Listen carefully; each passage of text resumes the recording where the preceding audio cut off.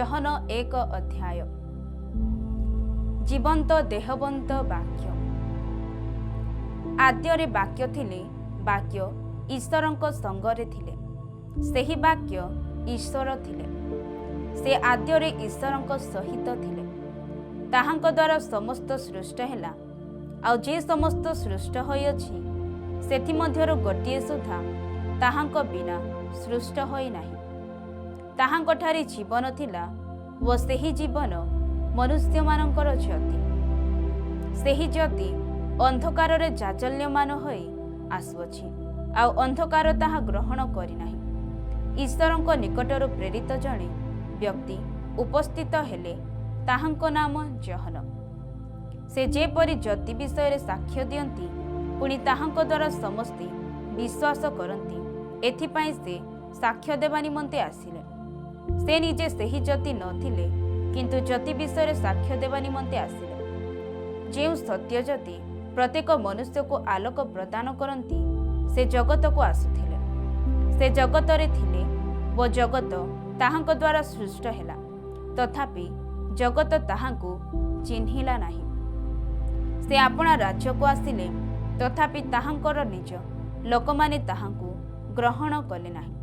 ମାତ୍ର ଯେତେ ଲୋକ ତାହାଙ୍କୁ ଗ୍ରହଣ କଲେ, ଅର୍ଥାତ୍ ଯେଉଁମାନେ ତାହାଙ୍କ ନାମରେ ବିଶ୍ୱାସ କଲେ, ସେ ସମସ୍ତଙ୍କୁ ସେ ଈଶ୍ୱରଙ୍କ ସନ୍ତାନ ହେବା ନିମନ୍ତେ ଅଧିକାର ଦେଲେ।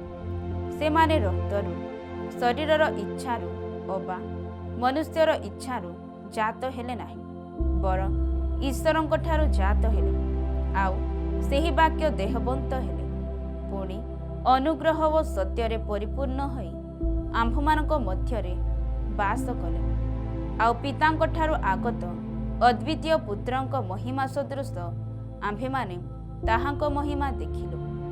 ଜହନ ତାହାଙ୍କ ବିଷୟରେ ସାକ୍ଷ୍ୟ ଦେଇ ଉଚ୍ଚସ୍ୱରରେ କହିଲେ, ଯେ ମୋ ଉତ୍ତାରେ ଆସୁଅଛନ୍ତି, ସେ ମୋହର ଅଗ୍ରଗଣ୍ୟ ହୋଇଅଛନ୍ତି, କାରଣ ସେ ମୋହର ପୂର୍ବରେ ଥିଲେ। ଯାହାଙ୍କ ବିଷୟରେ ମୁଁ ଏହା କହିଥିଲି, ସେ ଏହି। ଏଣୁ ତାହାଙ୍କ ପୂର୍ଣ୍ଣତାରୁ ଆମ୍ଭେମାନେ ସମସ୍ତେ ପ୍ରାପ୍ତ ହୋଇଅଛୁ। ହଁ, ଅନୁଗ୍ରହ ଉପରେ ଅନୁଗ୍ରହ ପ୍ରାପ୍ତ ହୋଇଅଛୁ, କାରଣ ବ୍ୟବସ୍ଥା ମୋଶାଙ୍କ ଦ୍ୱାରା ପ୍ରଦତ୍ତ ହେଲା, କିନ୍ତୁ ଅନୁଗ୍ରହ ଓ ସତ୍ୟ ଯୀଶୁଖ୍ରୀଷ୍ଟଙ୍କ ଦ୍ୱାରା ଉପସ୍ଥିତ ହେଲା। କେହି କେବେ ଈଶ୍ୱରଙ୍କୁ ଦେଖିନାହିଁ, ପିତାଙ୍କ କଳସ୍ଥିତ ଅଦ୍ୱିତୀୟ ପୁତ୍ର ତାହାଙ୍କୁ ପ୍ରକାଶ କଲେ। ବାପ୍ତିଜକ ଜହନଙ୍କ ସାକ୍ଷ୍ୟ।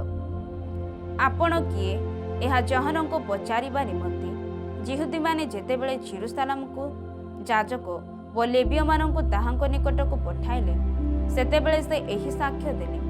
ସେ ସ୍ୱୀକାର କଲେ, ଅସ୍ୱୀକାର କଲେ ନାହିଁ। ସେ ସ୍ୱୀକାର କଲେ, ମୁଁ ଖ୍ରୀଷ୍ଟ ନୁହେଁ।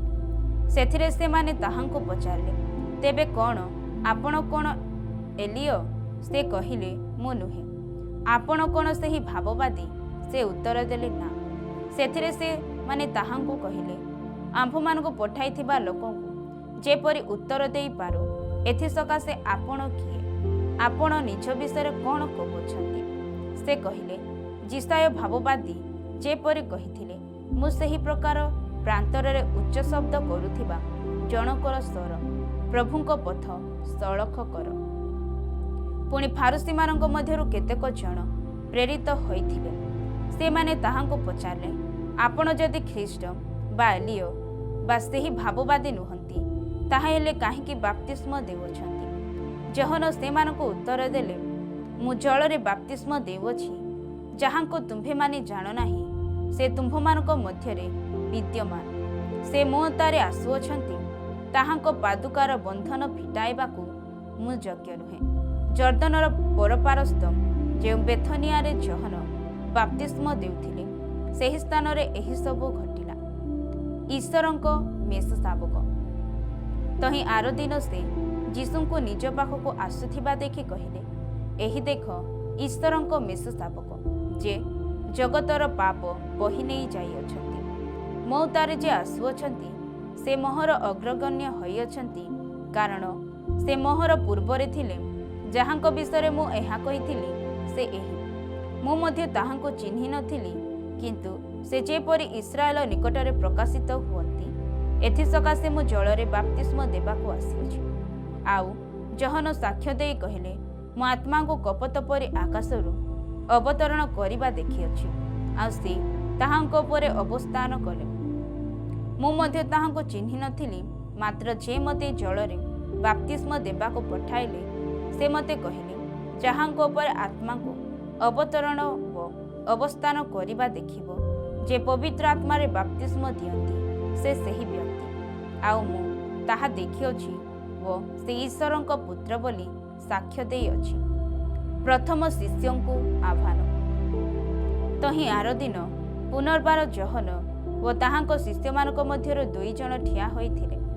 ଆଉ ସେ ଯୀଶୁଙ୍କୁ ସେହି ବାଟ ଦେଇ ଯାଉଥିବା ଦେଖି ତାହାଙ୍କୁ ଏକ ଦୃଷ୍ଟିରେ ଚାହିଁ କହିଲେ, ଏହି ଦେଖ ଈଶ୍ୱରଙ୍କର ମେଷ ଶାବକ। ସେ 2 ଜଣ ଶିଷ୍ୟ ତାହାଙ୍କ କଥା ଶୁଣି ଯୀଶୁଙ୍କ ପଛେ ପଛେ ଗଲେ।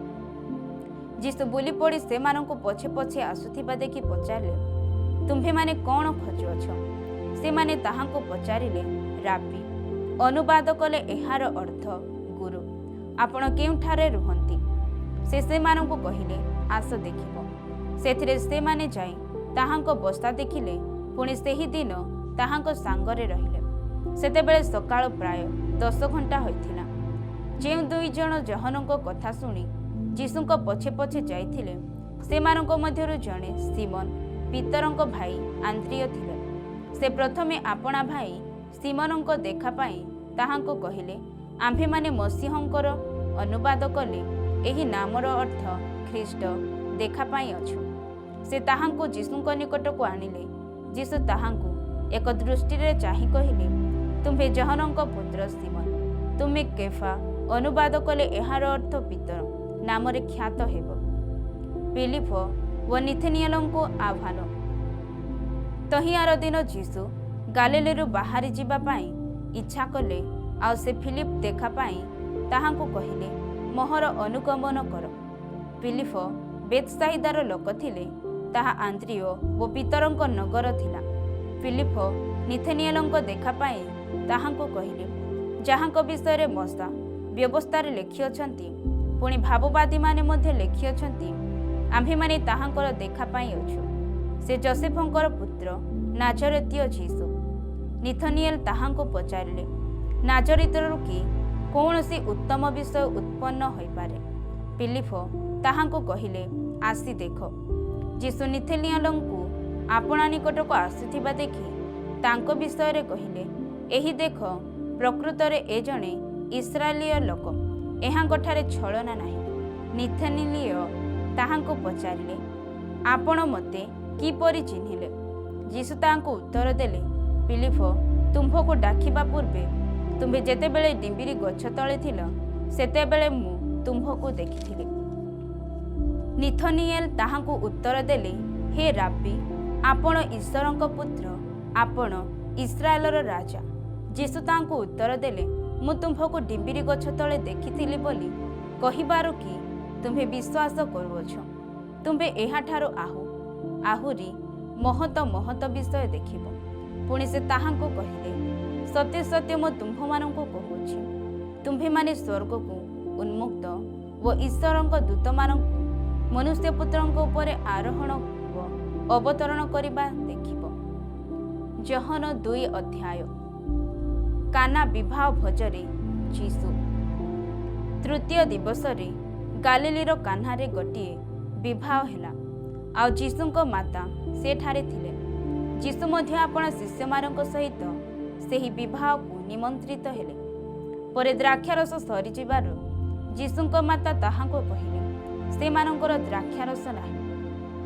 ସେଥିରେ ଯୀଶୁ ତାହାଙ୍କୁ କହିଲେ, ଗ ନାରୀ, ମୋତେ କାହିଁକି ଏଥିରେ ଜଡ଼ିତ କରୁଅଛ?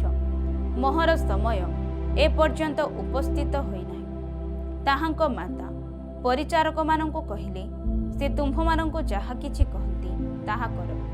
ଆଉ ସେଠାରେ ଯିହୁଦୀମାନଙ୍କ ସୂଚୀକରଣ ରୀତି ଅନୁସାରେ 2 ବା 3 ମୋହନିଆ 6 ଗୋଟା ପଥର ଜାହାଳା ରଖାଯାଇଥିଲା। ଯୀଶୁ ସେମାନଙ୍କୁ କହିଲେ, ଜାହାଳାଗୁଡ଼ିକ ପାଣିରେ ଭର୍ତ୍ତି କର। ସେଥିରେ ସେମାନେ ସେହି ସବୁ ଫନ୍ଦ ପର୍ଯ୍ୟନ୍ତ ଭର୍ତ୍ତି କଲେ। ଆଉ ସେ ସେମାନଙ୍କୁ କହିଲେ, ଏବେ କାଢ଼ି ନେଇ ବଜାର ଅଧ୍ୟକ୍ଷ ନିକଟକୁ ଘେନିଯାଅ।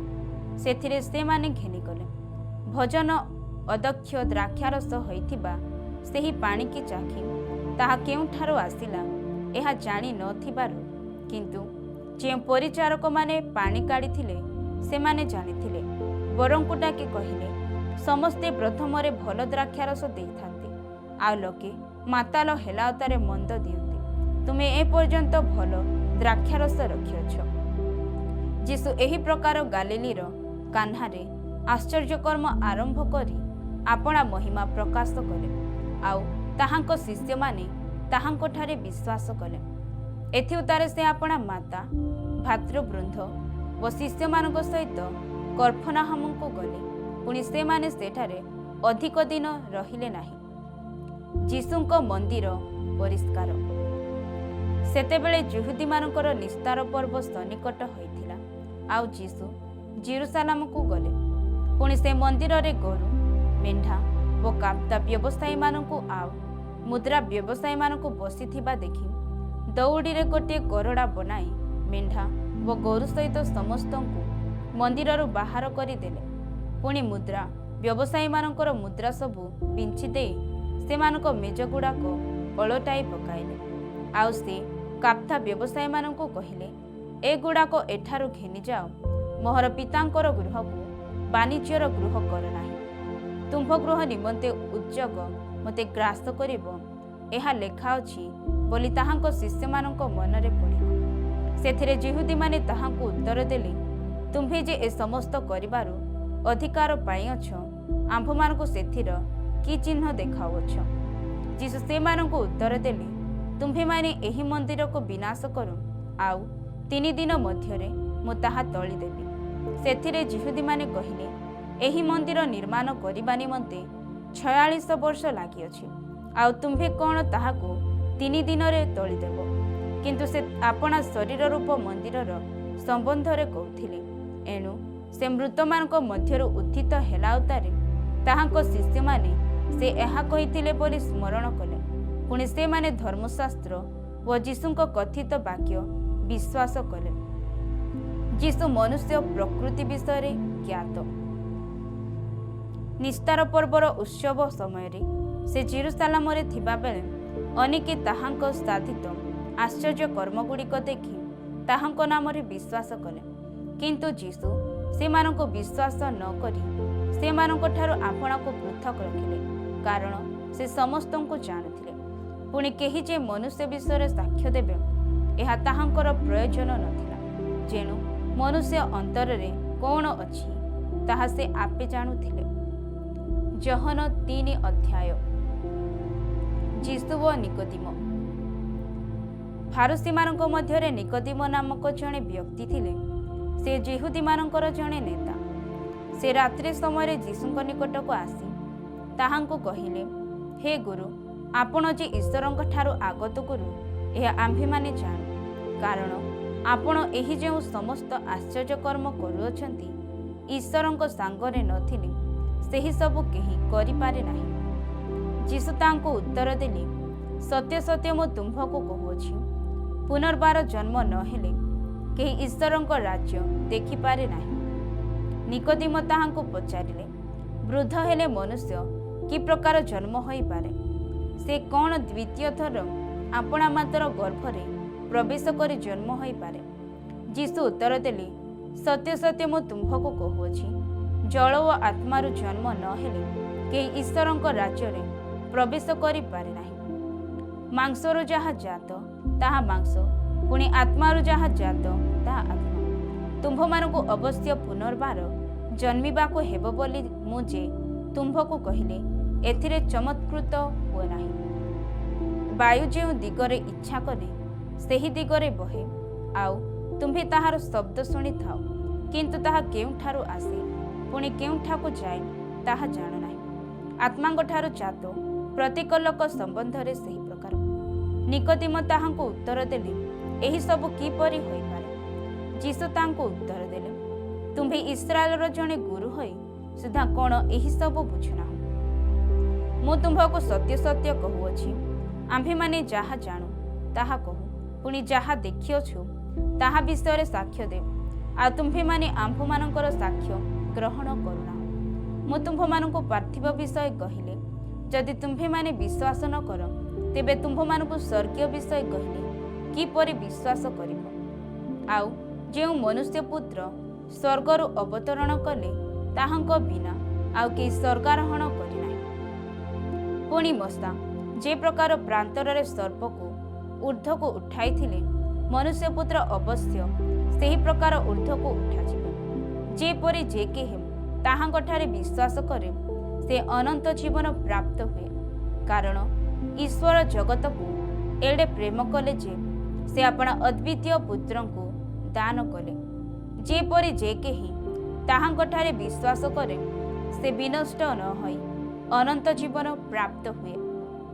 ଯେଣୁ ଜଗତର ବିଚାର କରିବା ନିମନ୍ତେ ଈଶ୍ୱର ଆପଣା ପୁତ୍ରଙ୍କୁ ଜଗତକୁ ପ୍ରେରଣ କରି, ଜଗତ ଯେପରି ତାହାଙ୍କ ଦ୍ୱାରା ପରିତ୍ରାଣ ପ୍ରାପ୍ତ ହୁଏ, ଏଥିପାଇଁ ତାହାଙ୍କୁ ପ୍ରେରଣ କଲେ। ଯେ ତାହାଙ୍କଠାରେ ବିଶ୍ୱାସ କରେ, ସେ ବିଚାରିତ ହୁଏ ନାହିଁ।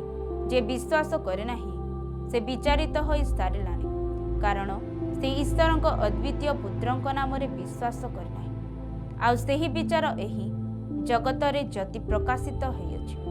ଆଉ ଲୋକମାନେ ଜ୍ୟୋତି ଅପେକ୍ଷା ବରଂ ଅନ୍ଧକାରକୁ ଭଲ ପାଇଲେ, ଯେଣୁ ସେମାନଙ୍କର କର୍ମ ସବୁ ମନ୍ଦ। କାରଣ ଯେ କେହି କୁକର୍ମ କରେ, ଯେ ଜ୍ୟୋତିକୁ ଘୃଣା କରେ, ପୁଣି କାଳେ ତାହାର କର୍ମର ଦୋଷ ପ୍ରକାଶିତ ହୁଏ, ଏଥିପାଇଁ ସେ ଜ୍ୟୋତି ନିକଟକୁ ଆସେ ନାହିଁ। କିନ୍ତୁ ଯେ କେହି ସତ୍ୟ ଆଚରଣ କରେ, ସେ ଜ୍ୟୋତି ନିକଟକୁ ଆସେ, ଯେପରି ତାହାର କର୍ମ ସବୁ ଈଶ୍ୱରଙ୍କଠାରେ ସାଧିତ ବୋଲି ପ୍ରକାଶିତ ହୁଏ। ଯୀଶୁଙ୍କୁ ବାପ୍ତିଜକ ଯୋହନଙ୍କ ସମ୍ଭ୍ରମ। ଏଥି ଉତ୍ତାରେ ଯୀଶୁ ଓ ତାହାଙ୍କ ଶିଷ୍ୟମାନେ ଯିହୁଦା ପ୍ରଦେଶକୁ ଗଲେ। ଆଉ ସେ ସ୍ଥାନରେ ସେମାନଙ୍କ ସହିତ ରହି ବାପ୍ତିସ୍ମ ଦେବାକୁ ଲାଗିଲେ। ଯୋହନ ମଧ୍ୟ ସାଲମ ନିକଟସ୍ଥ ଏନରରେ ବାପ୍ତିସ୍ମ ଦେଉଥିଲେ, କାରଣ ସେ ସ୍ଥାନରେ ବହୁତ ଜଳ ଥିଲା, ଆଉ ଲୋକେ ଆସି ବାପ୍ତିସ୍ମ ଗ୍ରହଣ କରୁଥିଲେ। ଯେଣୁ ଯୋହନ ସେ ପର୍ଯ୍ୟନ୍ତ କାରାଗାରରେ ନିକ୍ଷିପ୍ତ ହୋଇନଥିଲେ। ସେଥିମଧ୍ୟରେ ଶୌଚକ୍ରିୟା ସମ୍ବନ୍ଧରେ ଯୋହନଙ୍କ ଶିଷ୍ୟମାନଙ୍କ ପକ୍ଷରୁ ଜଣେ ଯିହୁଦୀ ସହିତ ବାଦାନୁବାଦ ଘଟିଲା। ଆଉ ସେମାନେ ଯୋହନଙ୍କ ନିକଟକୁ ଯାଇ ତାହାଙ୍କୁ କହିଲେ, ହେ ଗୁରୁ, ଯେ ଜର୍ଦ୍ଦନର ଅପର ପାରିରେ ଆପଣଙ୍କ ସହିତ ଥିଲେ, ଯାହାଙ୍କ ସମ୍ବନ୍ଧରେ ଆପଣ ସାକ୍ଷ୍ୟ ଦେଇଅଛନ୍ତି, ଦେଖନ୍ତୁ ସେ ବାପ୍ତିସ୍ମ ଦେଉଅଛନ୍ତି ଓ ସମସ୍ତେ ତାହାଙ୍କ ନିକଟକୁ ଯାଉଅଛନ୍ତି। ଯୋହନ ଉତ୍ତର ଦେଲେ, ସ୍ୱର୍ଗରୁ ପ୍ରଦତ୍ତ ନ ହେଲେ ମନୁଷ୍ୟ କିଛି ପ୍ରାପ୍ତ ହୋଇପାରେ ନାହିଁ। ମୁଁ ଯେ ଖ୍ରୀଷ୍ଟ ନୁହେଁ, କିନ୍ତୁ ତାହାଙ୍କ ଆଗରେ ପ୍ରେରିତ ହୋଇଅଛି, ଏହା ମୁଁ କହିଥିଲି ବୋଲି ତୁମ୍ଭେମାନେ ନିଜେ ନିଜେ ମୋହର ସାକ୍ଷୀ। ଯେ କନ୍ୟା ଗ୍ରହଣ କରନ୍ତି, ସେ ବର, କିନ୍ତୁ ବରଙ୍କ ଯେଉଁ ବନ୍ଧୁ ଠିଆ ହୋଇ ତାହାଙ୍କ କଥା ଶୁଣେ, ସେ ବରଙ୍କ ସ୍ୱର ସକାଶେ ଅତ୍ୟନ୍ତ ଆନନ୍ଦିତ ହୁଏ। ଅତଏବ ମୋହର ଏହି ଆନନ୍ଦ ପୂର୍ଣ୍ଣ ହୋଇଅଛି। ତାହାଙ୍କୁ ଅବଶ୍ୟ ବୃଦ୍ଧି ପାଇବାକୁ ହେବ, କିନ୍ତୁ ମୋତେ ହ୍ରାସ ହେବାକୁ ହେବ। ଯେ ଊର୍ଦ୍ଧ୍ୱରୁ ଆଗମନ କରନ୍ତି, ସେ ସମସ୍ତଙ୍କଠାରୁ ଶ୍ରେଷ୍ଠ। ଯେ ପୃଥିବୀରୁ ଉତ୍ପନ୍ନ, ସେ ପାର୍ଥିବ। ଆଉ ସେ ପାର୍ଥିବ କଥା କହେ। ଯେ ସ୍ୱର୍ଗରୁ ଆଗମନ କରନ୍ତି, ସେ ସମସ୍ତଙ୍କଠାରୁ ଶ୍ରେଷ୍ଠ। ସେ ଯାହା ଦେଖିଅଛନ୍ତି ଓ ଶୁଣିଅଛନ୍ତି, ତାହା ସମ୍ବନ୍ଧରେ ସେ ସାକ୍ଷ୍ୟ ଦିଅନ୍ତି, କିନ୍ତୁ ତାହାଙ୍କର ସାକ୍ଷ୍ୟ କେହି ଗ୍ରହଣ କରେ ନାହିଁ। ଯେ ତାହାଙ୍କର ସାକ୍ଷ୍ୟ ଗ୍ରହଣ କରିଅଛି, ଈଶ୍ୱର ଯେ ସତ୍ୟ, ଏହା ସେ ମୁଦ୍ରାଙ୍କନ କରିଅଛି। କାରଣ ଈଶ୍ୱର ଯାହାକୁ ପ୍ରେରଣ କରିଅଛନ୍ତି, ସେ ଈଶ୍ୱରଙ୍କ ବାକ୍ୟ କହନ୍ତି। ଯେଣୁ ସେ ପରିମିତ ଭାବରେ ଆତ୍ମା ପ୍ରଦାନ କରନ୍ତି ନାହିଁ।